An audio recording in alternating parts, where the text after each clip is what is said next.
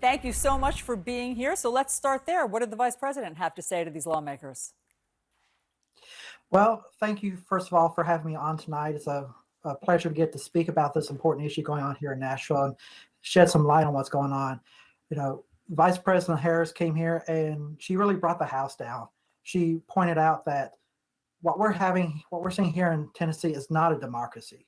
Democracy isn't when you cut off somebody's microphone because you don't like what they're saying, that you're not shutting down dissent, that you're actually a part of democracy is actually accepting the dissent as everything, because that's what democracy is listening to all the voices.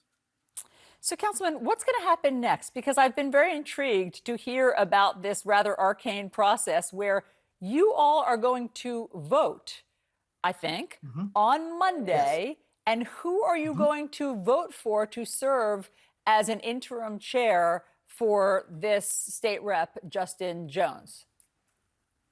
Well, that's correct. We have a special called session this Monday at 4:30 p.m. Where we will take up this matter. And as I've told everybody in the state house and all my constituents, I will be voting to send Justin Jones back to the state house because that's who the people of House District 52 elected this last November. And so it's very important that, unlike my state legislature, I will listen to the voice of my constituents and I will do what needs to be done to support democracy in this state. Will your colleagues also be voting to send Justin Jones back to the state house? I hope they do, and I believe most of my colleagues do plan on sending Justin Jones back. So can you just explain what this exercise was that we just went through? He was expelled on Thursday. On Monday, you're going to vote to send him back. He'll be seated likely again next week. And so what was the point that this all served? It was served as a distraction. 2 weeks ago, we had a horrible tragedy here in Nashville where 6 individuals, including 3 9-year-old children, were gunned down senselessly, mainly because our state has very lax gun laws.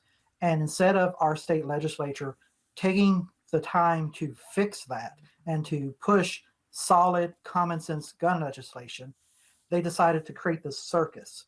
And yes, Justin Jones will be back in the House. And under the House rules, he cannot be expelled for the same reason. So really, their attempt at distraction is only going to blow up in their face because now they can't get rid of him. And what about the fate of State Rep Justin Pearson? I can't really speak on that since I'm not in Shelby County, but I really hope the Shelby County Commission will send him back and not cave to state pressure. And what about the Republicans who said that, this was about decorum, that you can't interrupt the people's business, that they were speaking out of turn, they were using a bullhorn. They said that it was too chaotic in the State House. Well, these are the same legislators who thought that January 6th was just a peaceful tourist incident. And some of these legislators, they have backgrounds themselves. They've urinated on each other's seats. There's even a Republican rep, David Byrd, who was admitted on camera to molesting girls that was on his high school basketball team when he was a coach there. But he's still allowed to serve.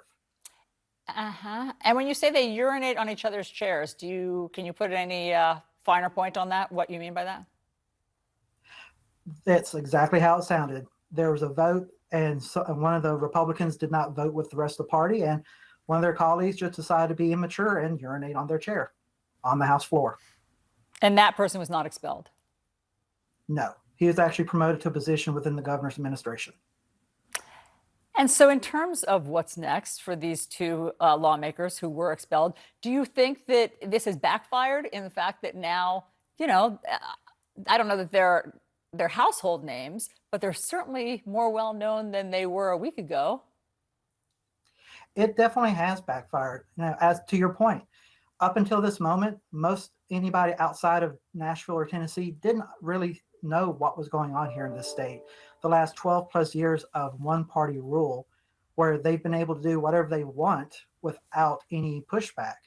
And by doing this, they have given Representative Jones and Johnson and Pearson a worldwide stage in which to shine a light on the corrupt government that rules this state.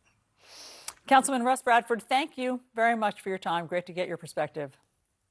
Thank you. Appreciate it.